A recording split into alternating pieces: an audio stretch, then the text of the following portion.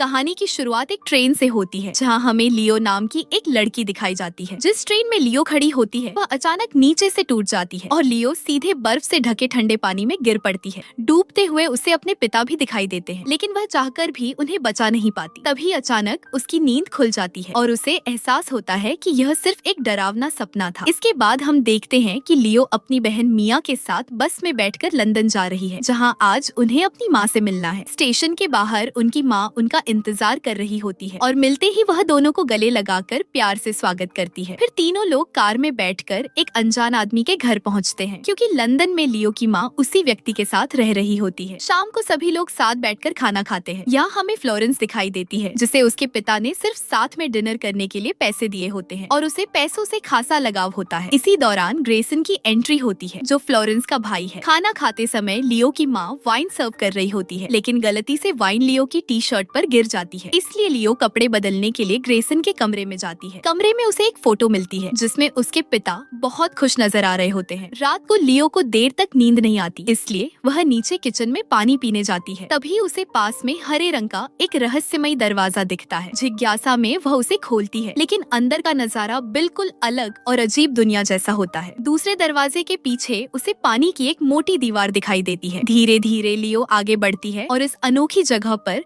उसे एक लड़का नजर आता है। उसका पीछा करते करते वह एक कब्रिस्तान तक पहुंच जाती है। वहां उसे पता चलता है कि वह लड़का ग्रेसन ही है, जो अपने दोस्तों के साथ मिलकर कुछ मंत्र पढ़ रहा होता है। लेकिन लियो की गलती से सब उसे देख लेते हैं और उससे बातचीत करने लगते हैं। ग्रेसन का दोस्त आर्थर कहता है कि शायद लियो एक ड्रीमर है, यानी ऐसा इंसान जो दूसरों के सपनों में जा सकता है। लेकिन लियो को इस बारे में कुछ भी पता नहीं होता। धीरे धीरे हालात बिगड़ने लगते हैं और लियो ठोकर खाकर वापस अपनी असली दुनिया में लौट आती है। अगले दिन लियो अपने अंकल से उस हरे दरवाजे के बारे में पूछती है, लेकिन वह इसे नकारते हुए कहते हैं कि ऐसा कोई दरवाजा है ही नहीं। आज लियो का स्कूल में पहला दिन होता है और वहाँ पहुँचते ही उसे अपने लॉकर के बारे में एक अजीब बात पता चलती है। दरअसल उस लॉकर की पिछली उपयोगकर्ता अचानक गायब हो गई थी। इसी दौरान लियो को फिर वही लड़के दिखाई देते हैं, जिन्हें उसने पिछली रात देखा था। वे भी उसे पहचान लेते हैं और उसका पीछा करने लगते हैं। लियो घबराकर भागती है और एक दीवार के पीछे छिप जाती है। स्कूल खत्म होने के बाद जब लियो घर जा रही होती है, तभी उसे एक बस पर कुछ लिखा हुआ दिखाई देता है, जिससे उसके दिमाग में एक विचार आता है और वह सीधे उसी कब्रिस्तान पहुंच जाती है जो उसने पहले देखा था। कब्रिस्तान के बारे में इंटरनेट पर खोज करने पर उसे पता चलता है कि ड्रीमर वे लोग होते हैं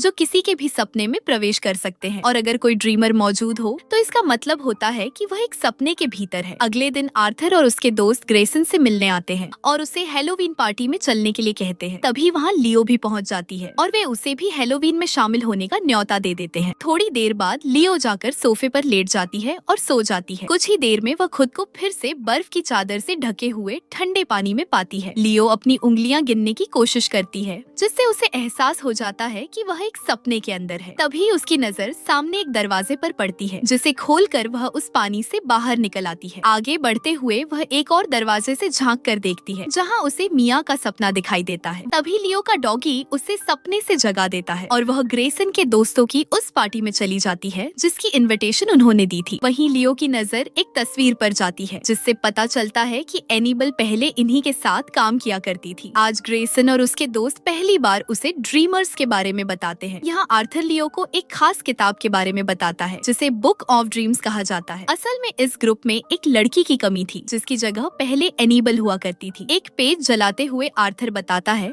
कि वह सिर्फ अपनी गर्लफ्रेंड एनिबल को वापस लाना चाहता है। एक बार फिर लियो को वही हरा दरवाजा दिखाई देता है। वह उसे खोलकर आगे बढ़ती है और थोड़ी दूरी पर उसे एक दरवाजा दिखता है, जिस पर ग्रेसन लिखा होता है। लियो उस दरवाजे को खोलकर सीधे ग्रेसन के सपने में पहुंच जाती है, जहां वह खुद को स्कूल का मशहूर प्रेसिडेंट बनते हुए देख रहा होता है और सबके बीच पॉपुलर बनना चाहता है। लेकिन तभी कोई उसकी पैंट खींच देता है और उसे सबके सामने शर्मिंदगी का सामना करना पड़ता है। यह सब देखकर ग्रेसन का दोस्त तुरंत लियो को वहाँ से बाहर ले जाता है और दरवाजा बंद कर देता है। वह समझाता है कि किसी के सपने में यूं ही घुसना ठीक नहीं, वरना मुश्किलें और बढ़ सकती हैं। लियो को यह लड़का पसंद आने लगता है और वह उसके साथ थोड़ा और वक्त बिताना चाहती है, पर तभी रियल लाइफ में ग्रेसन आकर उसे उठा देता है और कहता है कि तुम्हें अपने दोस्तों के सपनों में झांकना नहीं चाहिए। अब क्योंकि लियो ने उसके कपड़े पहन रखे थे, इसलिए वह अपने कपड़े वापस मांगता है, क्योंकि वह नहीं चाहता था कि लियो फिर से उसके सपने में आ सके। क्योंकि किसी के सपने में जाने के लिए उस सपने वाले की कोई चीज उस जाने वाले के पास होनी चाहिए।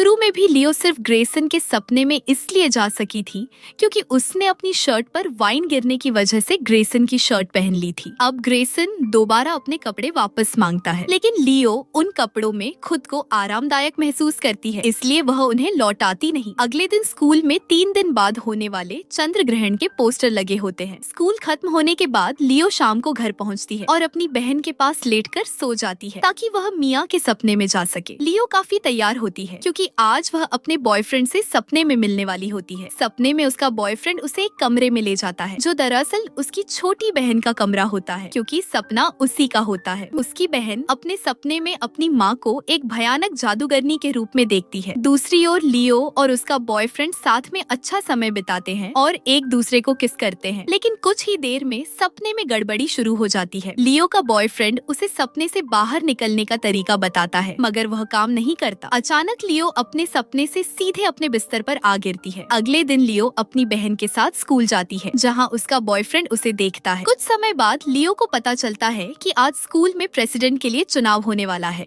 जिसमें ग्रेसन ने अपना नाम दिया होता है और वह चुनाव जीत भी जाता है। यानी अब वह सच में स्कूल का प्रेसिडेंट बन चुका होता है और उसका सपना हकीकत में बदल जाता है। अपनी जीत की खुशी में ग्रेसन स्टेज पर स्पीच दे रहा होता है कि तभी कोई आकर उसकी पैंट खींच देता है। लियो इस सपने के बारे में पहले ही जानती थी क्योंकि वह इसे देख चुकी होती है, इसलिए वह उससे बात करने जाती है और कहती है कि दुनिया में इतने लोग हैं, लेकिन सिर्फ तुम्हारा सपना ही सच हुआ है। इसके पीछे जरूर कोई राज छिपा है। उस रात लियो, ग्रेसन और उसके दोस्त फिर से सपनों की दुनिया में मिलते हैं, जहाँ वे लोग उस सपनों वाली किताब में कुछ सबूत ढूंढने की कोशिश करते हैं, लेकिन उसमें से एक पन्ना गायब होता है। जब उसके बारे में पूछा जाता है तो बाकी किसी को भी उसके बारे में कुछ पता नहीं होता। किताब में आर्थर का सबसे बड़ा डर लिखा था कि ड्रग ओवरडोज की वजह से उसकी बहन की मौत हो जाती है और कुछ ही देर बाद असल दुनिया में भी उसकी बहन की मौत ठीक उसी तरह ड्रग ओवरडोज से हो जाती है। इस घटना से लीफ को गहरा सदमा लगता है, इसीलिए वह सीधा अपने घर चली जाती है जहाँ उसे एनिबल का भेजा हुआ लिफाफा मिलता है। इन सभी हो रही घटनाओं को जानने के लिए लिव ड्रीम बुक को चेक करती है, जहाँ उसे एक फटा हुआ पन्ना दिखाई देता है और उसी पर एक चेतावनी भी लिखी होती है कि सभी ड्रीमर्स के बुरे सपने अब हकीकत बनने वाले हैं और यह सब एनिबल की वजह से हो रहा है। एनिबल को आर्थर से बेहतर कोई नहीं जानता था, इसलिए सभी उसे ढूंढना चाहते थे, मगर वह कहाँ है यह किसी को भी नहीं पता होता। दूसरी ओर एनिबल ने एक लिफाफे में लीफ के लिए एक ब्रेसलेट भेजा होता है। उसे देखते ही लियो समझ जाती है कि अब उसे क्या करना है। वह तुरंत वहाँ से निकल जाती है। बाहर सड़क पर उसका बॉयफ्रेंड उसका पीछा करता है। शुरुआत में लियो उससे काफी नाराज होती है, लेकिन जब वह उसे मनाता है तो वह मान जाती है और उसके साथ साइकिल पर बैठ जाती है। वहाँ से दोनों उसके बॉयफ्रेंड के घर पहुँचते हैं, जहाँ पहुँचते ही वह अपनी छोटी बहन से उसे मिलवाता है। साथ ही वह अपना बुरा सपना भी बताता है कि मेरी माँ को शराब पीने की लत लग गई है और मुझे डर रहता है कि कहीं नशे की हालत में वह मेरी बहन को मार न दे। यहाँ लियो भी अपना सबसे भयानक सपना साझा करती है, जो कि असल में उसके साथ पहले ही हो चुका था। एक दिन वह अपने पिता से बहुत नाराज थी और झील के किनारे खड़ी थी। तभी अचानक बर्फ टूट जाती है और वह पानी में गिर जाती है। उसे बचाने के लिए उसके पिता भी पानी में कूद जाते हैं, लेकिन उसे बचाते बचाते वहीं अपनी जान गंवा देते हैं। इसी बीच एक बार फिर उसे वही हरा दरवाजा दिखाई देता है। दरवाजे के दूसरी तरफ एनिबल होती है, जो उसे पूरी सच्चाई बताती है कि आर्थर नहीं चाहता कि वह इस जगह से बाहर निकले। दोनों के बीच बातचीत चल ही रही होती है कि अचानक कोई लीफ का गला दबाने लगता है और वह कोई और नहीं बल्कि उसके बॉयफ्रेंड की माँ होती है। किसी तरह लीफ खुद को बचा लेती है और हम देखते हैं कि बॉयफ्रेंड की छोटी बहन को उसकी माँ अपने साथ ले जा रही होती है, क्योंकि उसने बहुत ज्यादा शराब पी रखी होती है। इसके बाद लियो और उसके बॉयफ्रेंड के बीच बहस हो जाती है। लियो का कहना होता है कि उन्हें एनिबल को ढूंढना चाहिए, जबकि उसका बॉयफ्रेंड पुलिस को कॉल करने की बात करता है। यहाँ से लियो अपने भाई ग्रेसन के पास जाती है और उससे आगे की मदद मांगती है। एनिबल को ढूंढने के लिए वे आर्थर के सपने में जाते हैं, क्योंकि वही एकमात्र इंसान था जो उसके बारे में जानता था। आर्थर के सपने में लीफ को एक पर्ची मिलती है, जिस पर लिखा होता है कि अगर ड्रीमर्स का लीडर ड्रीम बुक को फाड़ देता है तो सब कुछ फिर से सामान्य हो जाएगा और किसी का भी बुरा सपना सच नहीं होगा। इसी के साथ उसे एनिबल के ठिकाने का भी पता चल जाता है कि वह कहाँ भर्ती है। कुछ देर बाद लीफ अपने भाई ग्रेसन के साथ एक मानसिक अस्पताल पहुँचती है, जहाँ एनिबल को रखा गया होता है। लीफ अकेले ही अंदर जाने की कोशिश करती है, लेकिन रिसेप्शन पर बैठा लड़का उसे रोक देता है, मगर लीफ उसे अपनी बातों में उलझाकर चाबी चुरा लेती है और सीधे एनिबल के कमरे तक पहुंच जाती है। मौका मिलते ही दोनों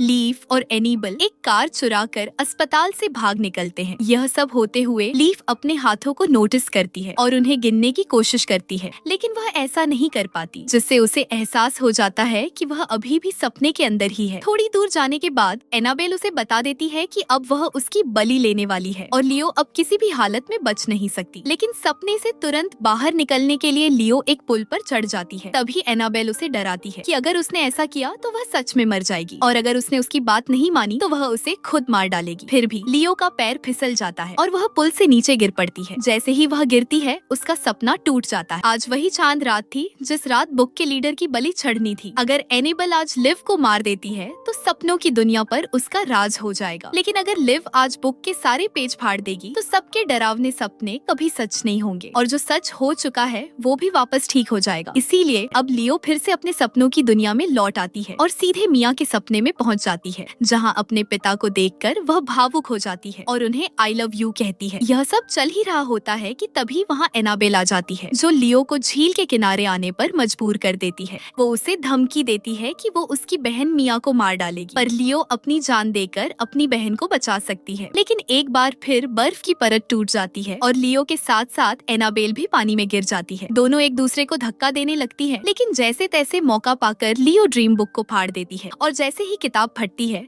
वह सपने से बाहर आ जाती है और सब कुछ सामान्य हो जाता है। यानी जिन जिन लोगों के बुरे सपने सच हो गए थे, अब सब कुछ पहले जैसा ठीक हो चुका होता है। साथ ही एनाबेल कोमा में चली जाती है, ग्रेसन अपनी सामान्य जिंदगी में लौट आता है और आर्थर की बहन भी फिर से जिंदा हो जाती है। फिल्म के एंड सीन में लियो अपने भाई ग्रेसन और अपने बॉयफ्रेंड के साथ एक पार्टी में जाती है, जहाँ उसे एक बार फिर वही हरा दरवाजा दिखाई देता है और इसी रहस्यमयी पल के साथ कहानी यही खत्म हो जाती है।